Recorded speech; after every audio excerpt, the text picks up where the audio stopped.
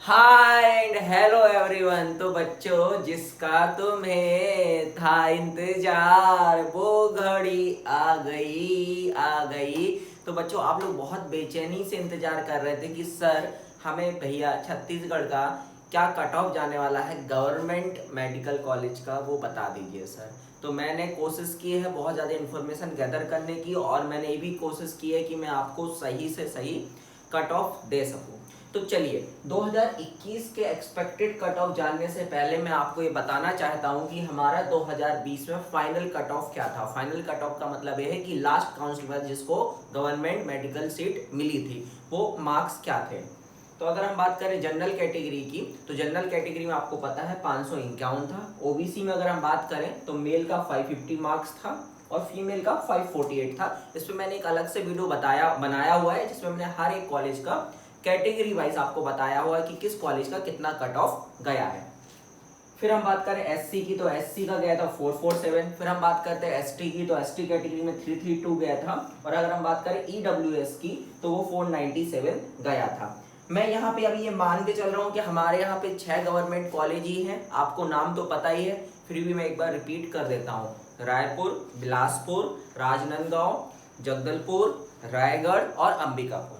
ठीक है, याद रखिए लास्ट ईयर अंबिकापुर में ईडब्ल्यूएस सीट्स नहीं थी, लेकिन इस बार होंगी। ठीक है, चलो अब बात करते हैं इसकी। तो देखो, अब बहुत सारे बच्चे ये बोलेंगे कि अभी मैं यहाँ पे कट ऑफ लिखूंगा तो बहुत सारे बच्चे मेरे साथ एग्री नहीं करेंगे। जो एग्री नहीं करेगा वो पहले लास्ट ईयर का वीडियो देख ले और देख ले मैंने क्या बताया था और फाइनल कट ऑफ क्या गया था। ठीक है, यहाँ मैं भगवान नहीं हूं, मैं आपको बता दे रहा हूँ। बिल्कुल वेरिएशन हो सकता है, बिल्कुल हो सकता है। मैं करेक्ट आपको बिल्कुल एकदम 100% करेक्ट क्या जाएगा कट ऑफ, वो मैं आपको ऑल इंडिया रैंक आने के बाद ही बता पाऊंगा। उसके बाद ही मैं ज्यादा अच्छे से आपको बता पाऊंगा। लेकिन अभी यहाँ पे एक मैं आपको मोटा मोटा ये बता सकता हूं कि क्या कट ऑफ जाएगा। ठीक है, अब बच्चा ये बोलेगा कि सर क्या होता है कि हर साल हमारा कट ऑफ बढ़ता है, होता है कि नहीं होता है? बिल्कुल होता है। लेकिन ये गलत मानसिकता है बच्चों आपकी। ऐसा नहीं कि हर साल कट ऑफ बढ़ता है। एक्चुअली में पेपर के डिफिकल्टी लेवल पे डिपेंड करता है कि कट ऑफ उस साल का क्या जाएगा।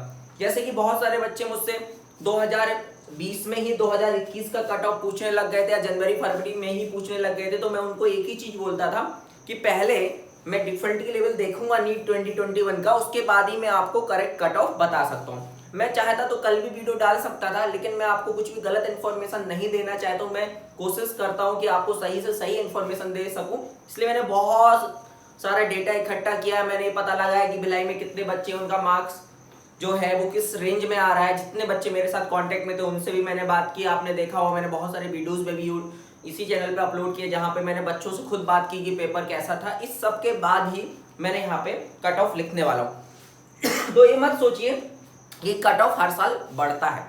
कट ऑफ डिपेंड करता है पेपर के डिफिकल्टी लेवल पर, इस चीज का ध्यान रखिए। तो जैसा कि आपको पता है इस बार का पेपर टफ नहीं था, लेकिन टफ था अगर हम टाइम फ्रेम की बात करें। 3 घंटे में बनाने के हिसाब से पेपर बहुत ज्यादा टफ था 2020 के कंपैरिजन में। फिर से सुने, पेपर टफ नहीं था।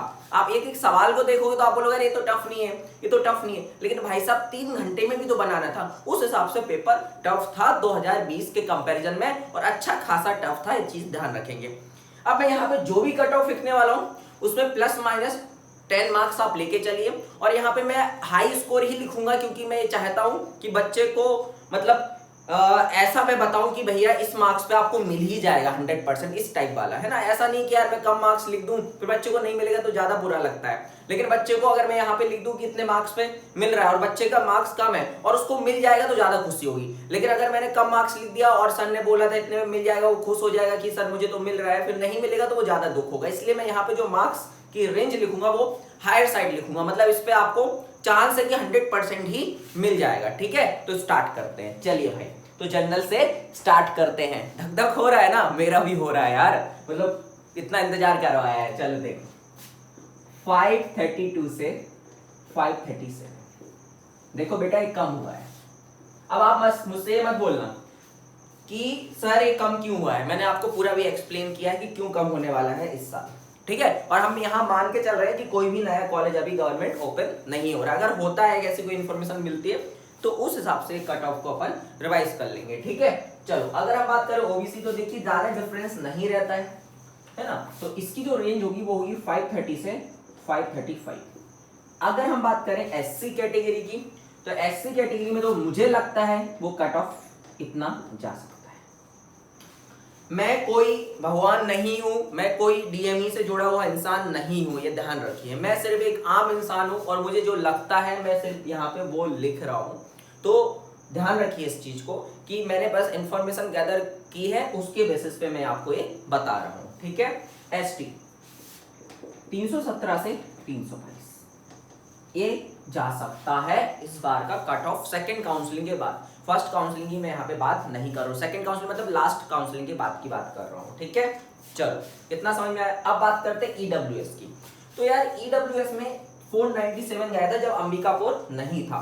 अब अंबिकापुर को भी अगर ईडब्ल्यूएस सीट्स मिल जाएंगी तो आप बोलोगे सर आपने बाकी कैटेगरी का भी कट ऑफ कम किया, तो ईडब्ल्यूएस का भी कम होना चाहिए इस हिसाब से, और साथ ही साथ एक कॉलेज ही बढ़ रहा है तो और कम हो जाना चाहिए। तो क्या मुझे 470 या 480 ईडब्ल्यूएस में मिल जाएगा? पहले तो मैं आपको बता दूं, मैंने लास्ट ईयर भी आपको ये बताया था काउंसलिंग के समय पे कि ईडब्ल्यूएस का प्रिडिक्ट कर पाना मेरे लिए बहुत डिफिकल्ट काम है। क्यों? क्योंकि यार पता ही नहीं चलता कितनी ईडब्ल्यूएस लोगों ने एग्जाम दिया है, और ये भी पता नहीं चलता कौन सा जनरल ईडब्ल्यूएस में आता है नहीं आता है। और आपको पता है कि जो फॉर्म बन रहे हैं वो कोई भी ईडब्ल्यूएस का बनवा रहे हैं, मतलब बहुत सारी दिक्कतें हैं ईडब्ल्यूएस का प्रिडिक्ट करने में। फिर भी मुझे ये लगता है कि देखो ईडब्ल्यूएस के प्रति लोग जागरूक हो रहे हैं, मतलब ज्यादा लोग को पता चल रहा है, तो वो भी अपना सर्टिफिकेट बनवा रहे हैं, जनरल कैटेगरी वाले बच्चे बनवा रहे हैं अपना सर्टिफिकेट। तो मुझे ऐसा लगता है कि इस कैटेगरी के बारे में कुछ भी बोल पाना बहुत मुश्किल है। लेकिन यार ये तो मान के चलो कि 500 जाएगा अंबिकापुर आने के बाद भी। अब बोलोगे सर आपने कट ऑफ क्यों बढ़ा दिया?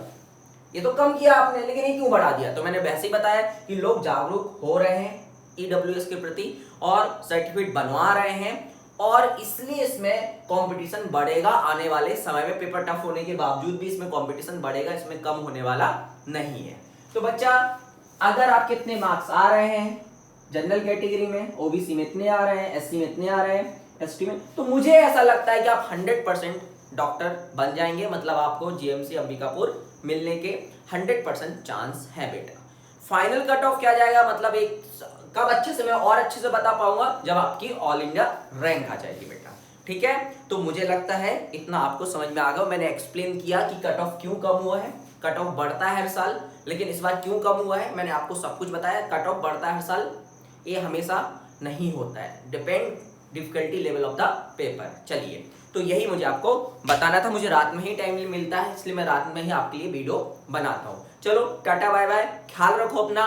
वेटनरी, वीएमएस, वीएचएमएस इन सब के बारे में भी धीरे धीरे से वीडियो बनाया जाएगा। जल्दबाजी मत किया करो बेटा, क्योंकि जल्दबाजी के चक्कर में क्या होता है मैं आपको गलत चीज बता दूंगा और मैं वो बताना नहीं चाहता, इसलिए थोड़ा सा समय दिया करो मुझे, ठीक है। सबका बताऊंगा आराम से। आपका एग्जाम हो चुका है ना, चिलैक्स रहो, अब थोड़ा सा आराम करो, सब मिलेगा आपको इस चैनल पे। बस चैनल को सब्सक्राइब कर दो यार, सब्सक्राइब कर देना, सब्सक्राइब कर देना, सब्सक्राइब मत करना, सब्सक्राइब कर देना प्लीज भाई। चलो टाटा बाय बाय।